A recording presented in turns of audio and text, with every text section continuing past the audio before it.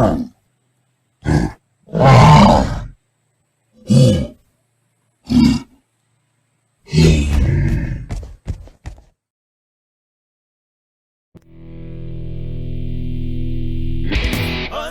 the unknown. So get inside your soul and dig a little deeper. Unlock the unknown. Discovering the truth will make you feel freer. Like a raging full gives pain. Mysteries are hurricanes. The truth you seek is unknown. Unlock the unknown.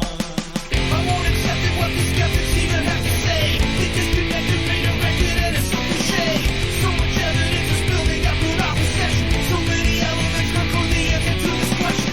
From the page of myth to actuality, to unlock the locked door, where's the magic key? Unlock the unknown. So deep inside your soul and dig a little deeper. Unlock the unknown. Discovering the truth will make you feel freer. Like a raging bull gives pain. These mysteries are hurricanes. The truth you seek is unbeknown. Unlock the unknown. You have 77 counties in Oklahoma because reports in them, and 66 counties. Cheyenne Indians call it Matzo Vista, meaning giant monster. These are some of the best cast footprints that I've seen in a very, very long time. North Canadian River Project, we basically focus our investigations on the North Canadian River or central Oklahoma.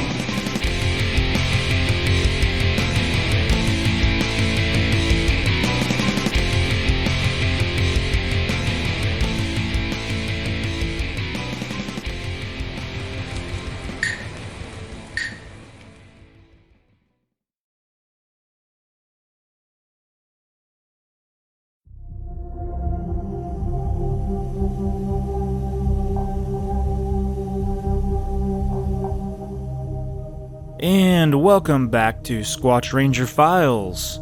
This is the Squatch Ranger himself.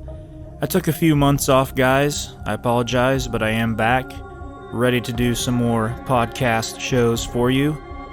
So, just a few announcements here. We've expanded the show to the Anchor platform, and we are very excited to be here. Anchor helps the show reach Apple Podcasts, Google Podcasts, Spotify, and many more.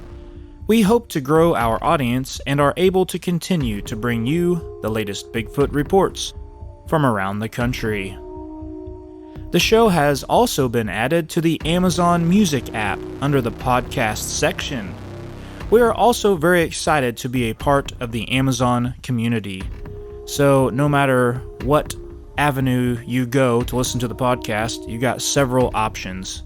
So please find one of those and listen to Squatch Ranger Files. If you are a new listener to the show, welcome. You are now an official Squatch Ranger.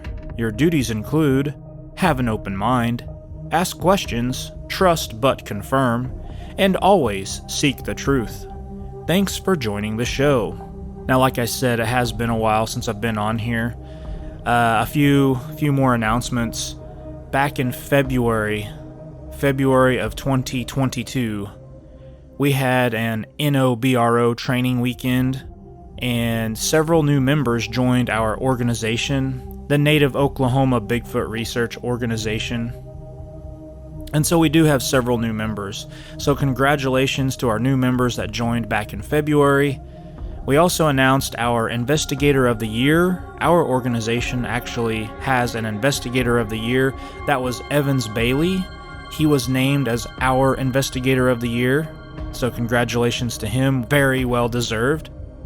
Also, please visit nobrobigfoot.org and go to the Team Members page and read about our new members, and don't hesitate to contact and visit with them about Bigfoot activity going on in your area of Oklahoma. Alright, we're going to move on to listener comments from previous episodes. So this is from Squatch Ranger Files, episode 53.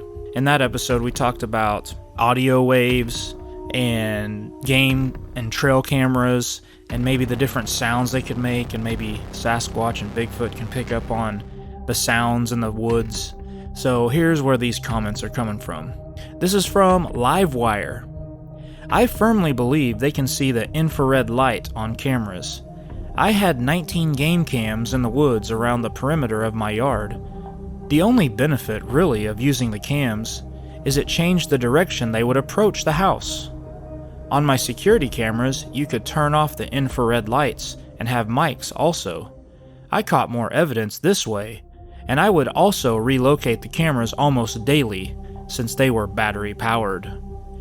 Very, very cool. So to relocate the cameras that often because they're battery powered, that's really cool. That's a cool technique to try to catch them. And also that's kind of cool to just turn off the camera option and use just the mic'd recordings of the mics. And he says he got more evidence that way, so that's really neat. Okay, this comes from Red Dirt Cryptid Investigations. I wonder if we could train ourselves somehow to hear sounds outside of our normal ranges.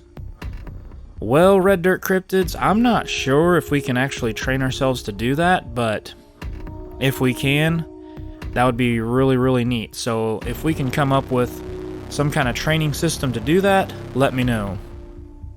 And Red Dirt Cryptid Investigations also writes, funny encounter. And then he writes, quote, if you have poo, fling it now, end quote. Madagascar movie. So he's referring to the story where the Sasquatch was in the river and it was crouched down on a rock.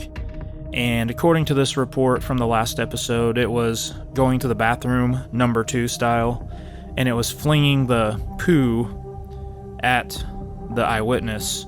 And so he was quoting a funny line from the Madagascar movie, which my kids have seen, but I'll need to go back and watch that particular part he quoted to see that part. But funny stuff. Thank you, Red Dirt Cryptids. Alright, moving on here. If you would like to share your encounter story with us, please email squatchranger@gmail.com. We collect reports for Squatch Ranger Files. We collect reports for the Native Oklahoma Bigfoot Research Organization, and we file your reports into our database. Okay, want to move on to something else, some new business. I promised my 9-year-old daughter that I would feature her Bigfoot drawing on the show, so here is her drawing. And she's really funny because she'll tell me all the time, she'll say, Dad, Bigfoot's not real. And so I always say, well, I've got really good friends who have actually seen one, so I think the proof is out there in the eyewitness reports. Anyway, she likes to draw Bigfoot. She's a big-time artist. She loves to draw. So I did promise her to feature her Bigfoot. So I'm going to go ahead and open it up. If you have a son or a daughter or grandkids that would like their artwork featured on the show, please submit it into squatchranger@gmail.com. I would love to showcase young artists' Bigfoot artwork.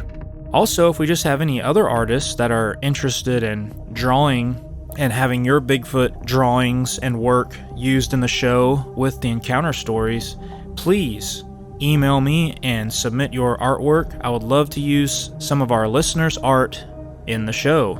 So once again, submit that to squatchranger@gmail.com. Yes, I am looking for talented artists who can draw very well and featuring your artwork to go along with the encounter stories when I narrate the stories. A couple more announcements. So, our group, the Native Oklahoma Bigfoot Research Organization, had a hike at Chandler Park on May 15th, 2022.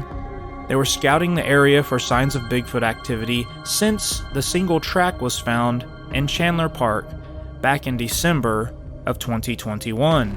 Chandler Park is another example of land in close proximity to city limits, of a more populated area where Bigfoot could be hiding out, just like we discussed in episode 52. So yes, Chandler Park, if you haven't heard, we were contacted, and there was a track found in Chandler Park.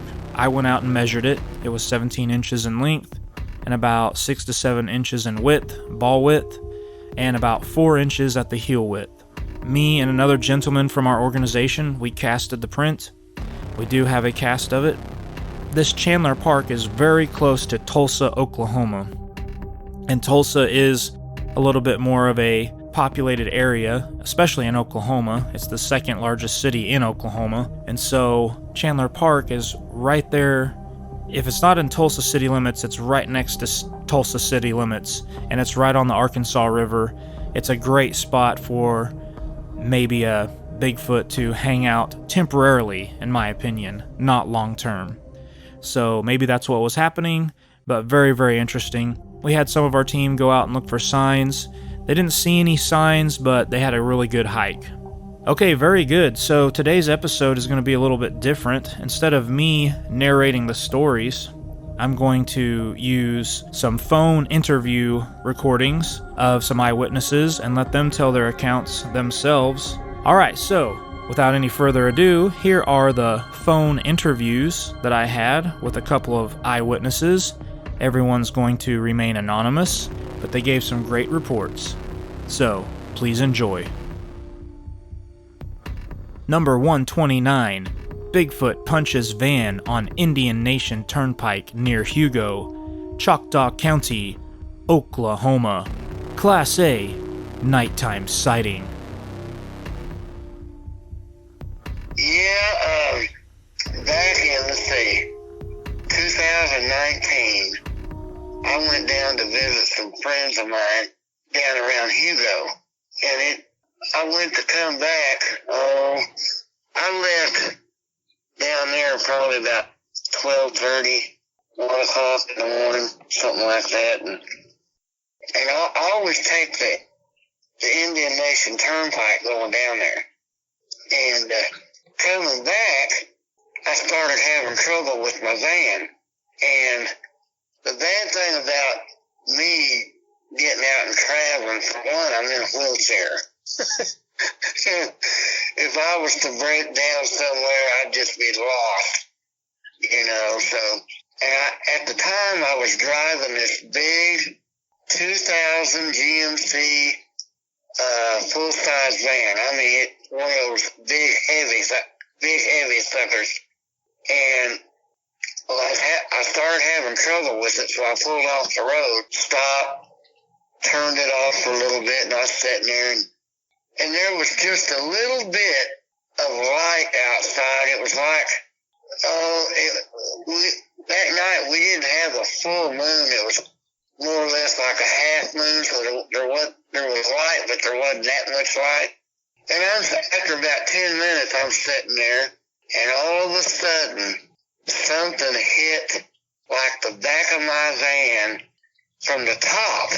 Well, I thought, when it first happened, I thought maybe somebody had come off of the highway and hit me from behind. Because, I mean, it was that much of a jolt. My van, my driver's seat in my van at the time had a swivel seat so I could turn around and transfer it in and out of my wheelchair. So I kind of turned my seat around and looked toward the back, and I seen something dark or darker up against the back of my van.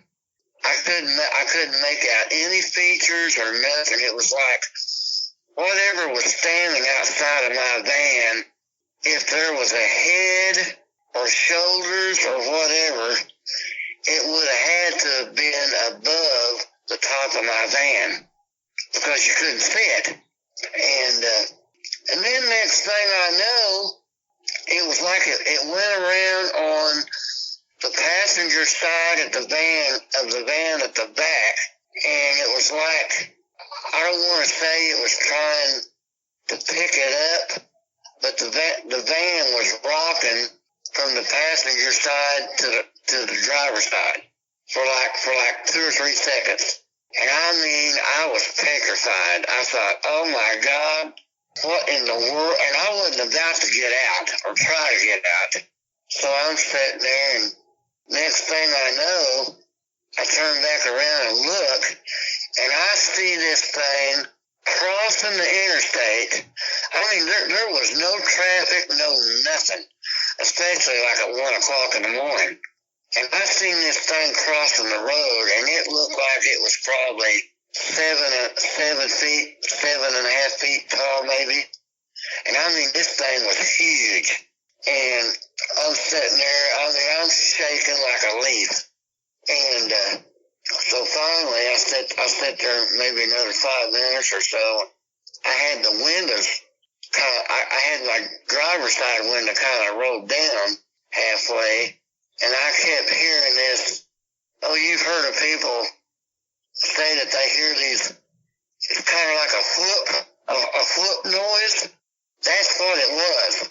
But it was way over on the other side of the interstate where it had crossed back over. And you know, when we used to go down in that area, well, when it was light and you could see everything, I used to tell my brother, I said, you know, I'd always heard even back 15, 20, 25 years ago about Bigfoot sightings and stuff down around the southeast part of the state.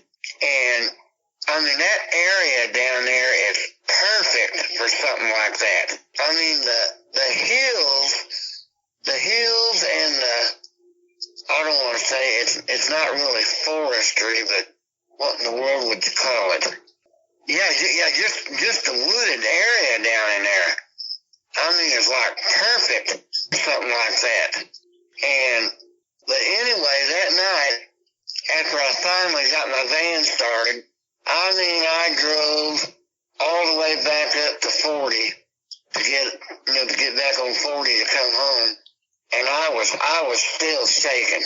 And I didn't tell anybody about this till probably 2021. Well, yeah, 2021, last year. I decided to tell a friend of mine about it. And you know how people are, they look at you and go, yeah, right. And it's like, you'd almost have to see it before you'd believe it. Kind of like the way people look at flying saucers and stuff. Well, the same friend of mine, last summer, probably the early part of summer, he and I were talking, and I was just joking. And I told him, I said, hey, some weekend, me and you need to get together and get us a tent and go out camping and go Bigfoot hunting. And he looked at me and he said, where in the crap are you going to go Bigfoot hunting at? And especially in Oklahoma. And that's when I told him about what had happened down around Hugo. Back to our story, I finally talked him into going down there. And he kept asking me, he said, now how are you going to go down there and go out in the woods? Because the only way I have of getting around is I have a power chair, a power wheelchair. And he said, you'll get in there, and he said, you'll get stuck just as sure as the world, you know. And he said, why don't you come by the house, and I'll hook a trailer up to the van, and we can take my four-wheeler. And I said, oh, man, that'd be great. I said, we can get around on that easy. So I went and got a tent and everything, and we were going to go down there and go camping overnight. And we got down there, oh, God, about 4:30 in the afternoon. And that's when it was still kind of getting dark early. So we got everything set up, got the tent and everything set up, and it was starting to get dark. About 7:30, it was already dark. And we start hearing these tree knocks. And I mean, several of them were loud. And they were like, it was like you would hear a tree knock like 5 minutes apart. Yeah, just one single knock. I told my friend, I said, see if you can find some kind of a thick limb or something that we can use to try to maybe do a tree knock and see if we can get it to respond back. So he kind of looked around and found this pretty thick, kind of like a log, sort of, maybe about 5.5 feet long. And we took it, slammed it up against this tree, and the knock And this is what got me. The knock we made wasn't very loud at all. And about 2 or 3 minutes later, we hear another knock. And my friend goes, I think I'm going to get in the van and lock the doors. I said, no. I said, you stay right here with me. I don't know how far out it was around the campsite, but you could hear something like walking through the woods and like smashing down branches, like, you know, like stepping on tree limbs and stuff, because you could hear them cracking. And I told my friend, I said, man, I said, there's either somebody out there walking around watching us, or it could be maybe a Bigfoot. I had this big flashlight that I took, and I took it and was kind of shining around through the trees and stuff. Never did see anything, never seen any like eye shine or anything like that, you know, like from the animal or anything. But I mean, for like an hour, we could hear something walking around the campsite. And so I told my friend, I said, you know, I said, I'm with you. I said, I think I'm going to get in the van. So we got in the van and sat, and I told him, I said, just get in the van, lock the doors, and crack the windows a little bit so we can hear outside. Well, we got in the van and we were sitting there, and it might have been maybe 15, 20 minutes, and something kept throwing rocks at the van. And I told my friend, I said, man, I said, so help me, if something walks up to the van to where we can see it, I said, I'm out of here. I said, I'll start the van and leave everything behind. But whatever was throwing rocks at the van, it never did actually come up to us. It just kept throwing stuff. You know, and I just can't, you know, I kept telling my friend, I said, for the life of me, I can't see that being just, say, like an individual that would do that. You know, taking the chance that somebody could be armed and everything, I just can't see somebody doing that. We sat in the van for about an hour, and after, about 15 or 20 minutes, the rock throwing and stuff stopped. So we got out, got in the tent, and I told him, I said, I'm just going to stay in my chair and not get out, because the way my chair is made, I can kind of recline it if I need to. So I thought, well, if I go to sleep, I'll just sleep in my chair. So we made it through the night, never did hear nothing else or anything. We started tearing everything down, tearing the tent down and getting everything packed up. And man, I tell you what, we had just got the tent and everything put in the van, and we were standing there, or my friend was standing there, and we kept hearing this, whatever it was, walking through the woods, because you could hear the branches and stuff cracking again. And here it was. I mean, it was light. I mean, you could see, but we couldn't see nothing. But you could sure hear it in there walking around. Oh God, you know, I'm not that good a judge about yards or anything, but it was probably, oh God, maybe 100. I'm just guessing. I'm gonna say 100 yards out or so. And I'm just guessing at that, because I can't really. I know more about feet than I do yards and stuff. So, and we heard that. We heard the walking around again clear up until we left. I told my friend, I said, you know, I said, it makes me wonder if whatever it is was in there walking around to make sure that we were going to leave, you know, or whatever. So we finally got in the van and took off, and I mean, that's all we talked about coming back. The night down there around Hugo was what scared the crap out of me. I mean, that couldn't have compared to going to Brown Springs. I mean, or Brown Springs couldn't have compared to that. Because, I mean, to actually have something walk up to the back of my vehicle, you know, when I told you that it sounded like it hit the top of my van, it would have had to have hit the top of my van with its arms, which I don't have any guts, I guess. If I would have got out of my van that night to even try to maybe see what it was, if that thing, which, you know, I can't see it, I can't see a Bigfoot or something like that actually approaching somebody, you know, to maybe check that person out or whatever. But in my situation, if something like that would have happened, I couldn't have got away fast enough, you know, being in a wheelchair and all. That night when I watched it cross the interstate, it was like, it may have took like 4 steps, and it was across the highway. See, I'm trying to remember whether the Indian Nation has a median. See, I can't remember it.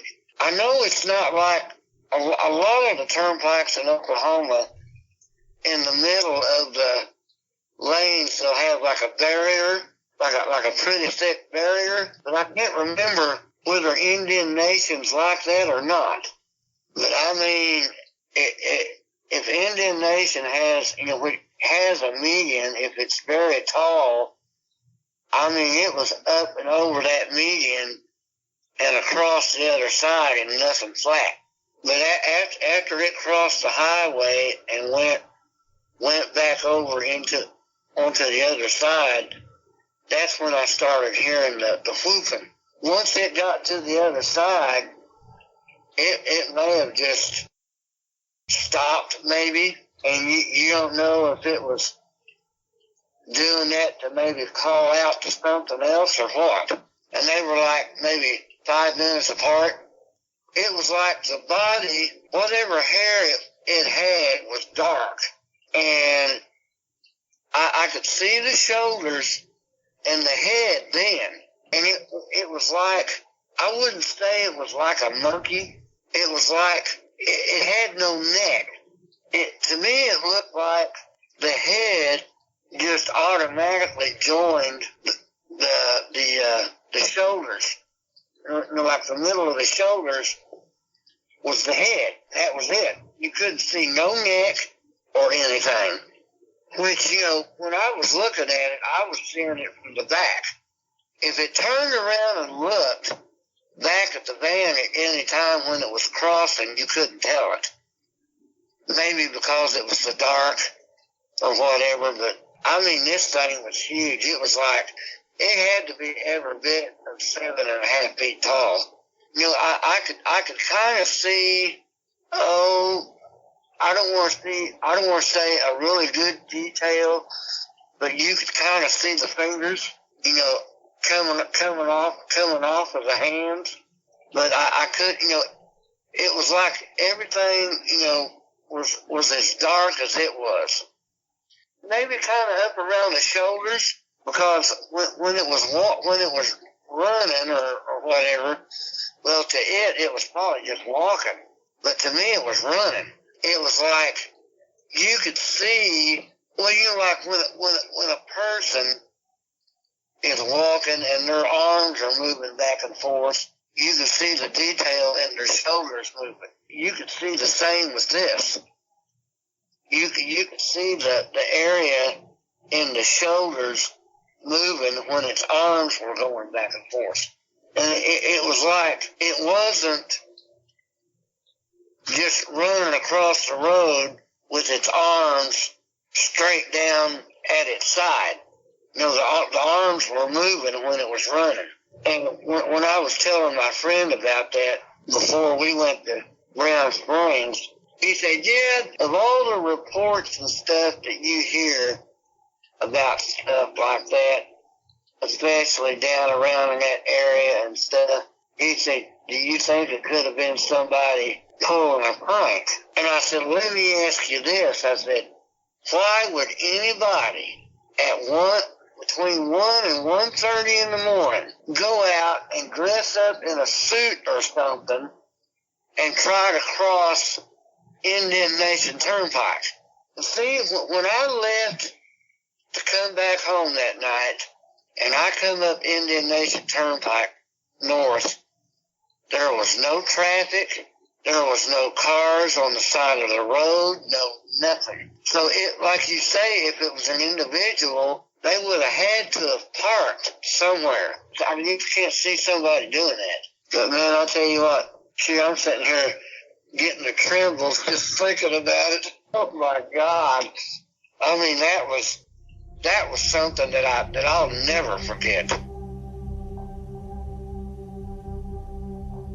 Number 130. Father and son hear heavy footsteps near Claremore, Rogers County, Oklahoma. Class B, heavy footsteps.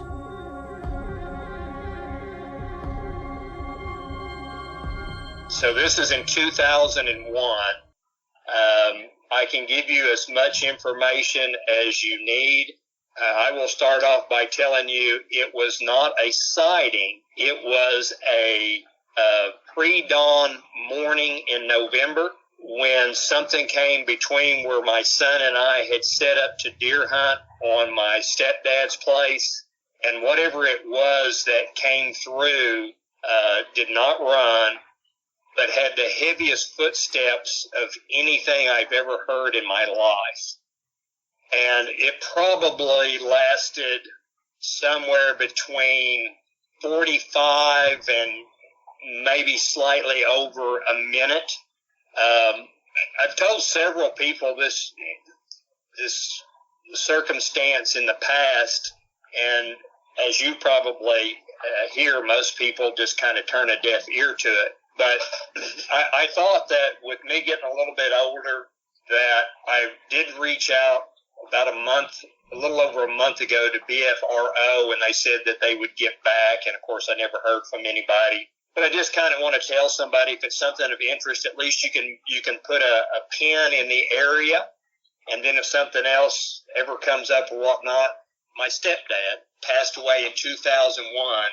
This was family property. And because it was my stepdad, the remainder of the family and I have not had contact in the last 20 years. That was then in November of 2001 was the last time.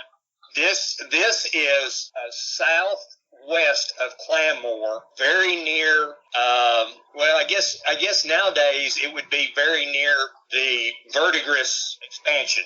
It actually is just probably a quarter mile off of the Verdigris River. So it's on, if you come out of Claremore and you're headed toward Verdigris, you don't go very far. All right, well, so old Route 66, cuts the corner there through Claremore, and there's a road that runs to the west. There is a horseshoe-shaped lake there that my grandparents either had on the place all the time, or when they dug coal in the area, they had this lake somewhat altered. It is old, got a lot of old timber around it, and it is bordered on its easterly side by coal pits. It is extremely hard for the average person to get around in. Now, I think I know my way there quite well from growing up. But what happened is, from the center portion of the lake, we would put a boat in, and we would come back east, and we would make the bend in the lake, and then we would pull up. So this would have been, I believe, I'm sorry that I can't tell you the exact date. It was the first day of deer season, 2001. I believe it was 11/17. We went up the day preceding that and put a stand up for my son, and he was sitting about 15 feet off the ground. I was less than 100 yards, most likely 80 yards from him, and I was about 10 feet up a tree, which I had hunted out of for 3 or 4 years before my dad passed away. Now, my dad passed away, my stepdad, in September, so we went up thinking everything was still cool with the family to deer hunt. So on Friday, we set these stands, we go back, we go over to my mom's, we spend the night there. Then we get up extremely early the following morning, probably 4:30, and we're probably there by 5. Because we knew we had to go in a considerable distance to walk, we try to get there before sunlight because we want to be in the stands and well seated and everything calmed down. We had marked the previous day with cathead tacks. I don't know if you're familiar with those, but they will light the way up as you shine low to the ground. Tack has a reflective head on it. So we knew how to get there and not be wandering around fairly aimlessly there.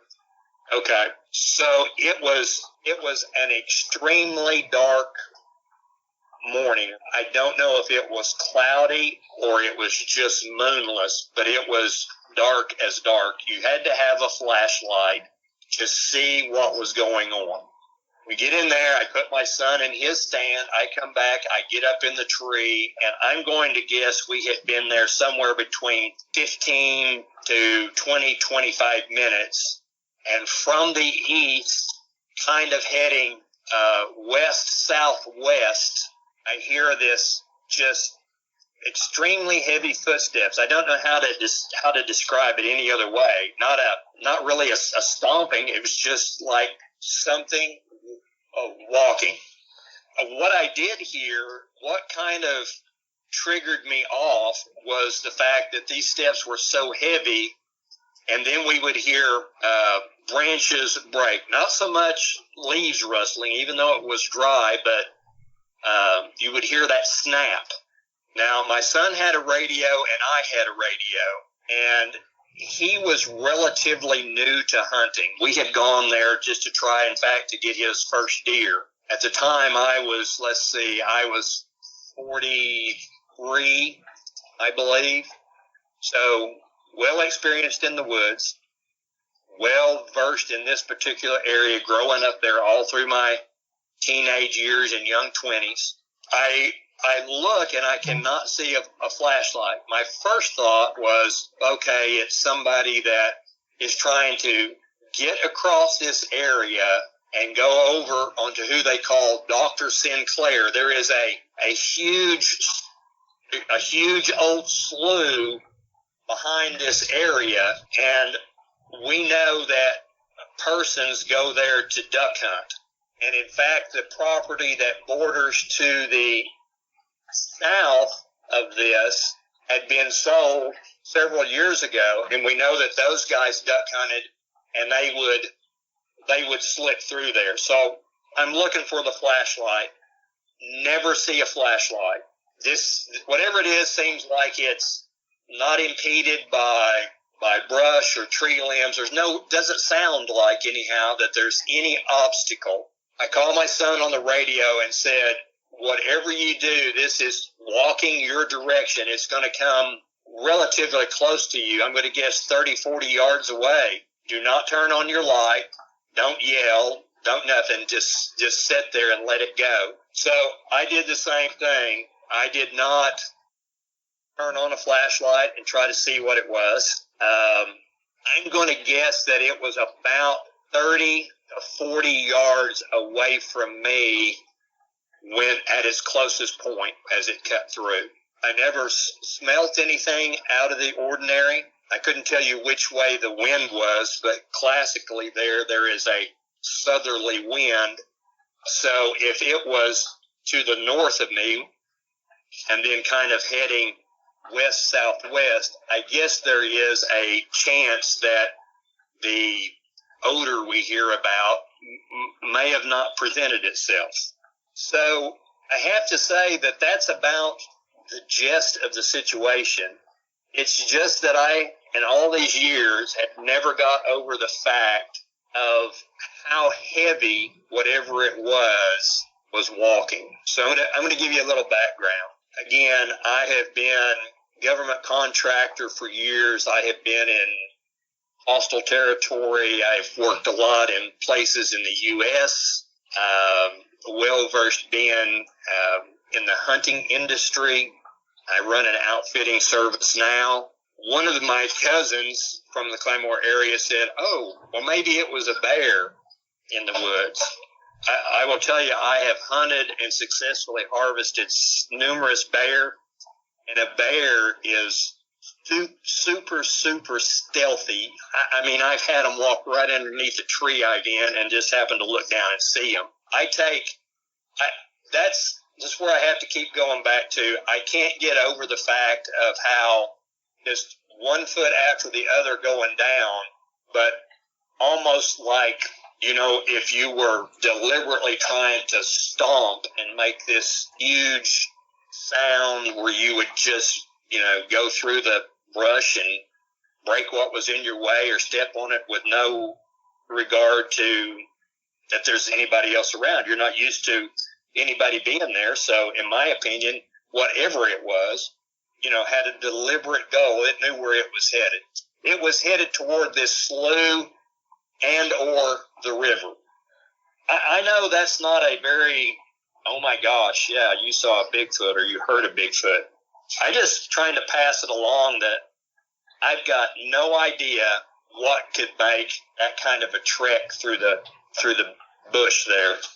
Yeah, look, I have, you know, again, been all over the world. So, you know, I worked up at Rainier, Oregon for quite a while. So we would go and, you know, go to the mountains. And so you always look, you know, you always hear the stories about Bigfoot there. I had grown up knowing that 2 of my dad's friends had 2 encounters at Oologah Lake up near Nowata with something that they swear had to be a Bigfoot. And I will tell you, and I'm happy to tell you that story if you have time, but I also, in this slough area, in about the late 70s, I found a single footprint that had 3 toes that was about the size of a human footprint, barefoot. Now, again, late teens, early 20s for me then, and this footprint was somewhere that, unless you just happen to be out in this slough, you know, it's not one of those things I would see somebody would be barefooted at that time. When you look at this area and you see the river, then you're going to see what looks like almost, you'll see the river and then kind of a half-moon shape pond kind of, and then this slough was always out here. So it almost just looks like dry ground when you see it. So it's a big area just to have this out in the middle. In fact, what I was doing was kind of slipping up through this slough, going to go see if I could, you know, stumble upon some ducks in the fall. So again, when I found that, I just kind of looked around and said, that is super weird. I'm just going to back up and go back where I kind of know where things are at. You know, I really wasn't scared of it or anything. I wouldn't say that I have always believed that there is Bigfoot, but I have from a relatively young age, teen age probably, had been aware of it, and then kind of found some people that my dad knew. My dad was a big hunter.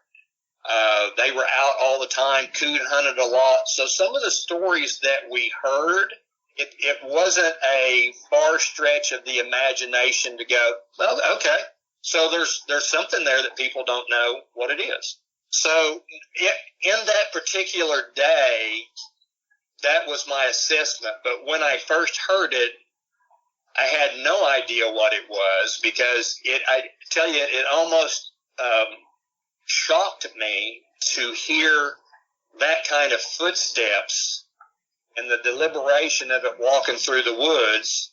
So when I called my son, it was just like, I got no idea what this is, but let's not take a chance of shining a flashlight around and pissing this thing off, because you're a considerable distance from me, and I don't really want to try to get down and get to you when it's still out there and unaware that we are here, seemingly. But yeah, it kind of, I would say, scared me enough to really get my attention and my adrenaline going, thinking, my goodness. And another interesting thing, I guess, we saw virtually no game that day. This is a spot where we have taken big deer out of. My dad hunted there, stepdad hunted there for years, always successful.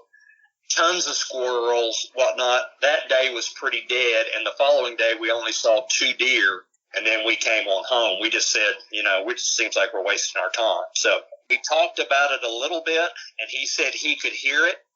Now, recently I asked him what he remembers. His health has got kind of bad. He's been in the military for quite some time, discharged now, but has a lot of health problems. And his recollection of the situation now is, yeah, I kind of remember, but you also got to remember I was 12 years old. So it was just kind of I couldn't see it. I remember kind of hearing something and you saying sitting still, but his recollection is pretty vague on the whole thing. Right. And I think probably because at that time he had not hunted a whole lot. So he didn't know if something was out of the ordinary.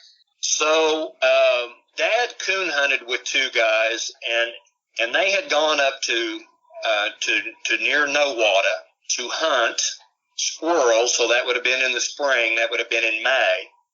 He could. It's kind of a bowl from what I remember, and the tree that they had always seen a lot of squirrels in. He kind of slipped over the edge and said that, it was early morning, the sun was up, but, it had just barely got up. So sitting there with the 22, and he began to hear something coming through the woods on the ridge up above him, and he smelt a really pungent odor, then began to see that behind him, coming toward where he had came down the bank, he could see smaller trees kind of swaying at the top. And when it got to where he had crossed and came down the hill, it stopped, turned around, and left very quietly. In November of the same year, he went back up there in the same location to hunt, even though they had talked about it. They hadn't seen anything. Got up in a tree to hunt, and just as it became daybreak, so it wasn't a clear morning where he could see a whole lot, but something similar to the description I give you of kind of hear some brush cracking and popping, and then seeing the trees again kind of sway. This thing cuts through the brush at about 50 or 60 yards out in front of him and never checks up, just a steady gait. He smelt this same pungent odor.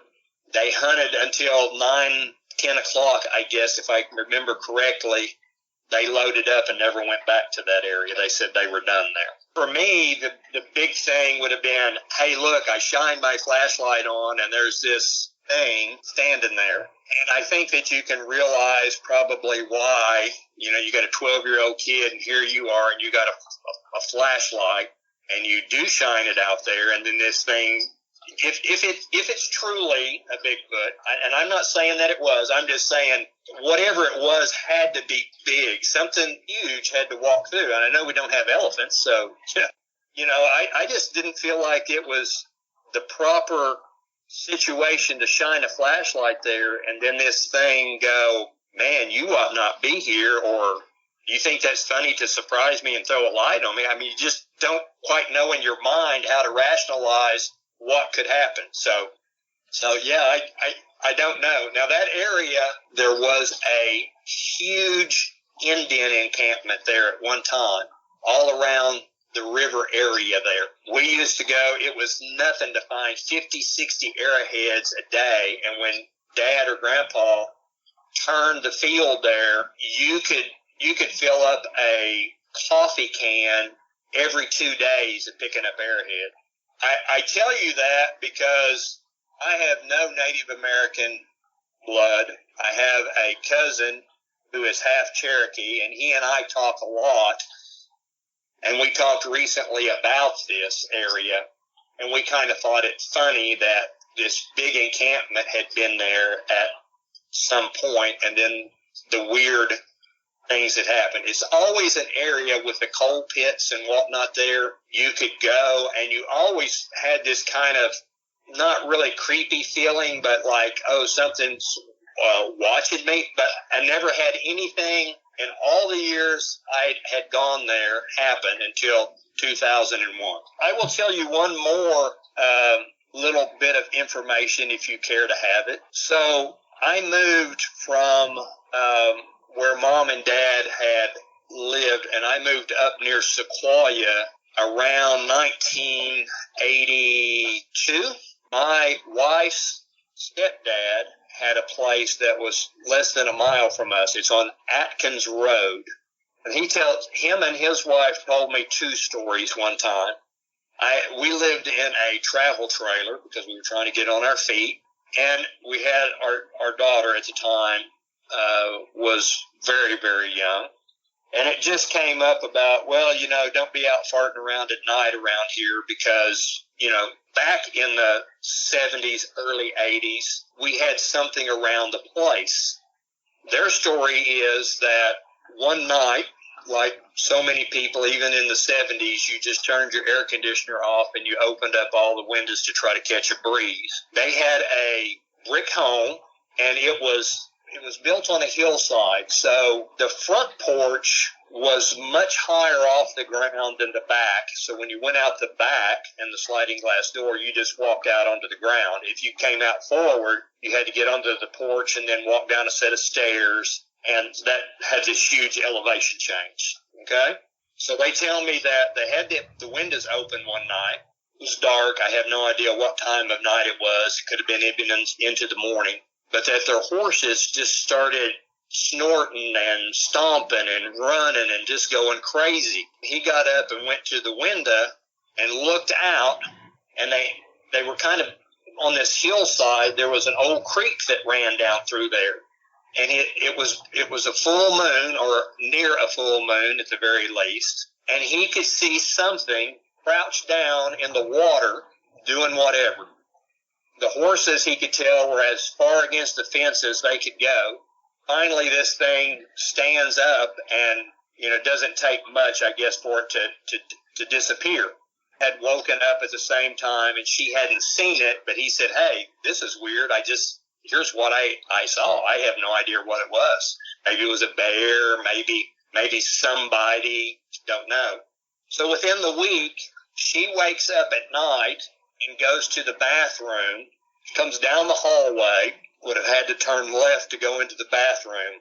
And this bathroom is built at the front of the house, which has the drop-off. So this is kind of crucial. So I would guess that from the ground to the window sill was at least 7-8 feet. She says she remembers going in. She didn't turn the light on, but she could see kind of a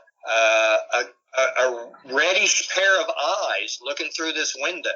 She said she just kind of looked, went on over, sat down, used the restroom. And while she was doing it, then it kind of came to her. She kind of awoke a little bit more and said, "That was weird." Finished her business, stood up, brazenly just looked right out the window, and there was nothing there. Went back to bed. The next day they went out, and they had some flowers, small shrubs or something underneath the window. When they inspected that the next morning, they didn't see any footprints, but everything was smashed. So, I mean, that's just interesting. I would not tell you that this is a good source, and again, we're just kind of talking now, and so forgive me. But years ago, there was a magazine. Have you ever read Fate magazine, F-A-T-E? If I ever find it, I'll give you a call. But Fate magazine, either in the late 70s or in the 80s, published an article about Nowata, where Nowata's townspeople were virtually being harassed by what they assumed was Bigfoot. It was repeatedly seen, sheriffs dispatched, And not very many people know that. I only know it from the fact that I had read this article when they were squirrel hunting, having the same encounter up around No Water. But I don't know if there's a way to find that in an archive somewhere with Fate magazine, but it would have been late 70s, 80s, somewhere in there.